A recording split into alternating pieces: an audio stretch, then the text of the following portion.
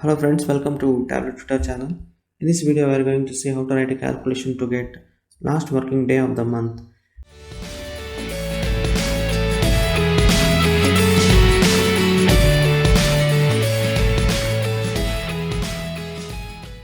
For suppose if last working day of the month is falling on Saturday or Sunday, we should consider Friday as the last working day.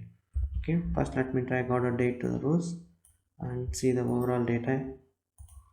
Exact date converted to discrete. Now first we will write the calculation to get end date of the month, and then we will write another condition to exclude Saturdays and Sundays. And the calculation is end of the month. So date add function returns a new date based on the date part and the interval you provide. For suppose if you want to add day, then you can provide day as the date part and interval 1 and the order date, and then click OK. Let me drag this calculation to show you the output. Right click and then choose exact date.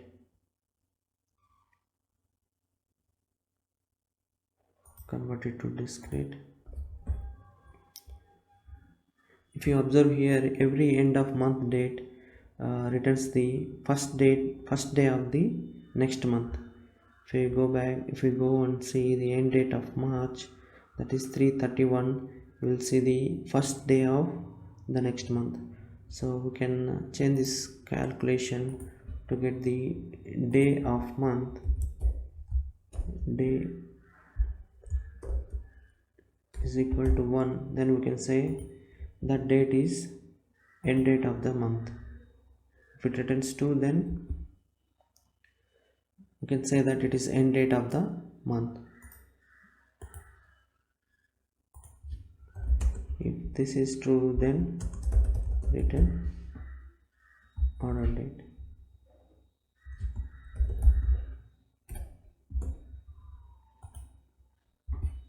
Okay, now we have written calculation to get the end date of each month.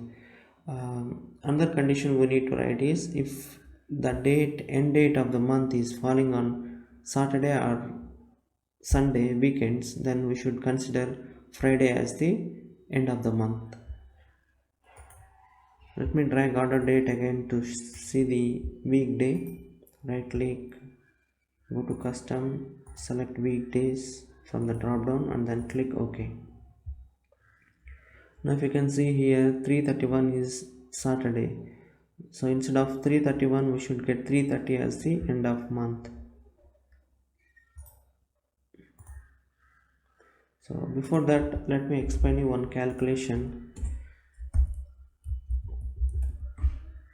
Date part of weekday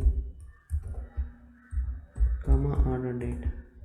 So this calculation returns 1 if the weekday is Sunday and 7 if it is on Saturday. Let me show you the output. If you see here, Saturday returns 7 and Monday 2, so like that for Sunday it returns 1.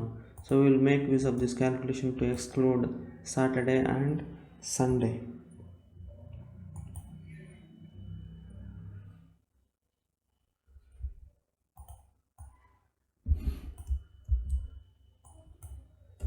So if this condition, on top of this one we need to write another two conditions, and this one is not equal to 7, which means not Saturday and not Sunday, then directly we can take the order date.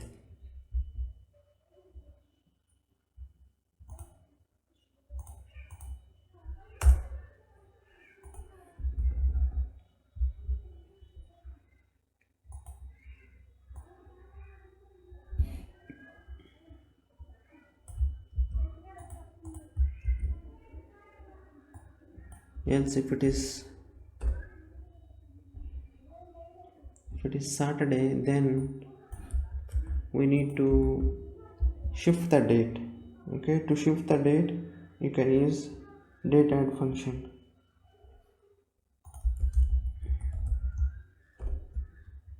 Date add day comma -1 comma order date.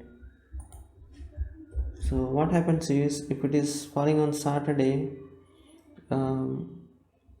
we are writing this calculation to shift the date. So here we are adding day 1. So instead of day 1, we are giving the -1 to shift the date. So then order day else if.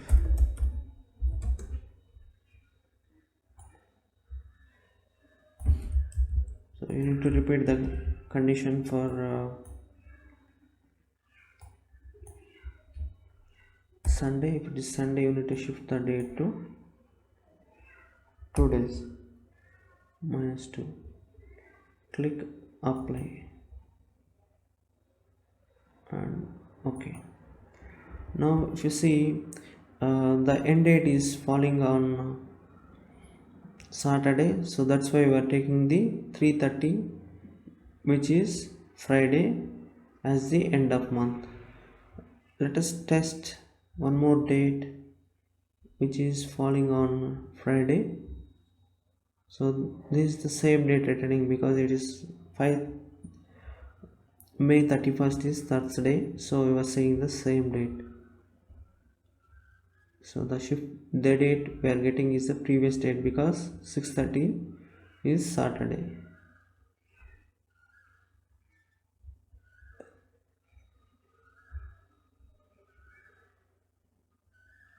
Yeah, so if you see 9:30, that is falling on Sunday, so we should exclude Sunday and Saturday and take the Friday date, that is 9/28/2018.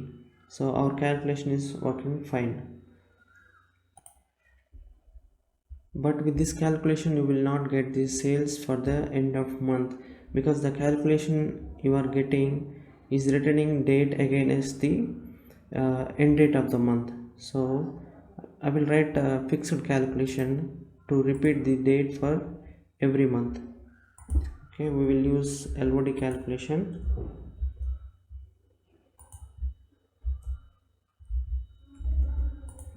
Fix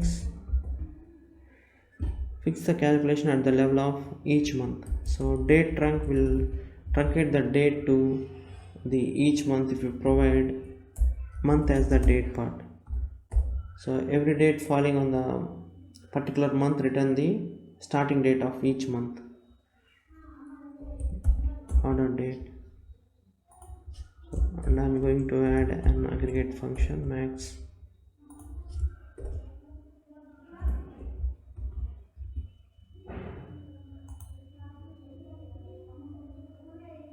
So this calculation will return end of month date for each record.